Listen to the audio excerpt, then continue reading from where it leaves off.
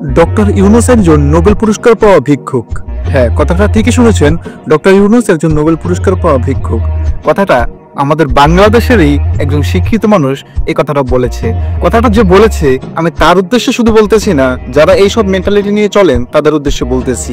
আপনারা বাংলাদেশের বড় জানেন না, কিন্তু আপনারা বাংলাদেশের বিভিন্ন মানুষদের নিয়ে উল্টোপাল্টা কথা বলেন।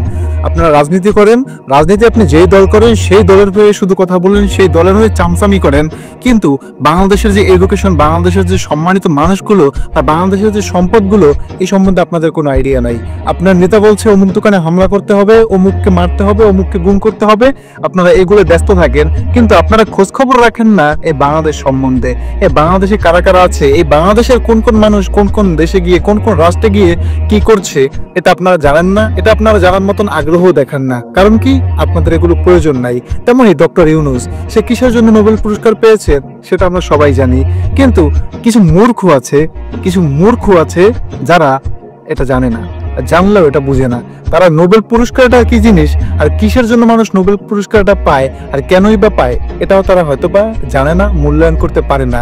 আমি দলমত নির্বিশেষে একটা কথা বলতে চাই, ভাই ডক্টর ইউনূস আমাদের বাংলাদেশের একটা গর্ব।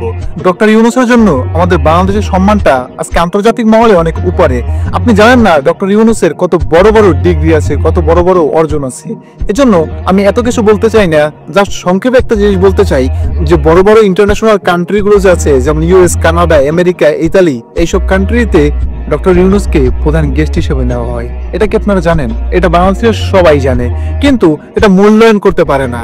যেখানে মেসি, নেইমার এদের মতন বড় বড় সেলিব্রিটিরা ডক্টর ইউনূসের সাথে হ্যান্ডশেক করার জন্য সিরিয়াল দিয়ে দাঁড়িয়ে থাকে, সেই ডক্টর ইউনূসকে নিয়ে আপনারা উল্টোপাল্টা কথা বলেন, আপনারা তাকে ভিক্ষুক বলেন।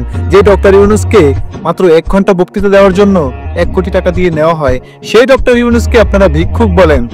আরে কপাল পোড়া জাতি! এই জাতি কোনোদিন করে ভালো মানুষকে চেনে নাই। এই জাতি কখনো সোনাকে চেনে না, আর সোনাকে যেই জাতি চেনে না সেই জাতির কখনো উন্নতি হবে না। আপনারা রাজনীতি নিয়ে দৌড়ান, আপনারা রাজনীতির পিছনে পড়ে থাকেন, আপনারা কখনো দেশের সম্পদ হতে পারবেন না। কিন্তু যারা দেশের সম্পদ হতে পেরেছে তাদেরকে নিয়ে উল্টোপাল্টা কথা বলতে পারবেন, উল্টোপাল্টা মন্তব্য করতে পারবেন, কারণ এটাই আপনাদের রাজনৈতিক শিক্ষা। আমি একটা না, দুইটা না, হাজারটা আমার কাছে প্রমাণ আছে যারা রাজনীতিবিদ আছে, তারা শুধু রাজনীতির স্বার্থে ডক্টর ইউনূসকে নিয়ে উল্টোপাল্টা কথা বলে।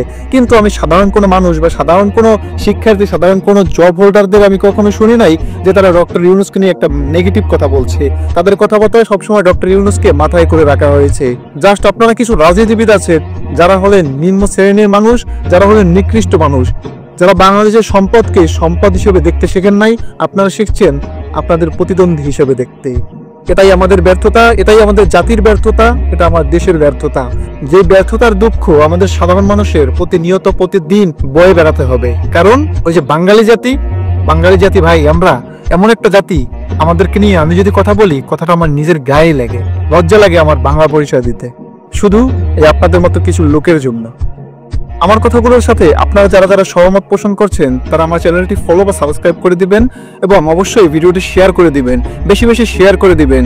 আর যারা ডক্টর ইউনূস অথবা ডক্টর ইউনূসের লেভেলের যারা বড় বড় ডিগ্রি অর্জন করা বা বাংলাদেশের যারা গর্ব, তাদেরকে নিয়ে উল্টোপাল্টা কথা বলে, দয়া করে তাদের মুখের উপরে একটা জবাব দিয়ে আসবেন। সকলে ভালো থাকবেন, সুস্থ থাকবেন। আমার কথা যদি কেউ কষ্ট পেয়ে থাকেন দয়া করে ক্ষমার দৃষ্টিতে দেখবেন। আসসালামু আলাইকুম।